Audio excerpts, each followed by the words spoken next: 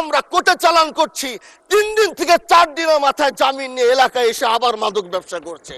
এই জন্য মাননীয় আইনমন্ত্রীকে বলবো, আপনি এই ইয়াবা গাঁজা যেই বড় বড় নেশাগুলো আমাদের দেশে বেশি সচরাচর চলছে, এই বিষয়ে আইনটাকে আরেকটু মজবুত যদি করবেন। আমার এলাকায় মাদক নিয়ে বড় মুশকিলে আছি, সেই সহযোগিতা আমি পাচ্ছি না। একদিক থেকে আমি নিজে মাদক বিরোধী সংগ্রামে নিজে রাস্তায় নেমে মাদকের বিরুদ্ধে আমি নিজে অভিযান চালিয়েছি।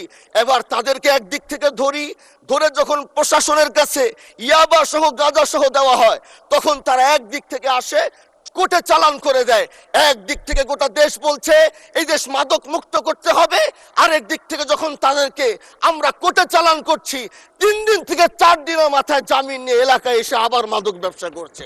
এই জন্য মাননীয় আইনমন্ত্রীকে বলবো, আপনি এই ইয়াবা গাঁজা যেই বড় বড় নেশাগুলো আমাদের দেশে বেশি সচরাচর চলছে, এই বিষয়ে আইনটাকে আরেকটু মজবুত যদি করবেন, তাহলে আমরা মনে করব আমরা এই দেশ আর এই সমাজটাকে আমরা হয়তো আগামীর বাংলাদেশ, আগামীর যারা যুবক, মাননীয় স্পিকার আপনার খারাপ লাগবে, যুবকগুলো গ্রামের তারা ধ্বংস হয়ে যাচ্ছে। আমি ভরসা রাখি হিরন স্মার্ট ওয়াটার পিউরিফায়ারে।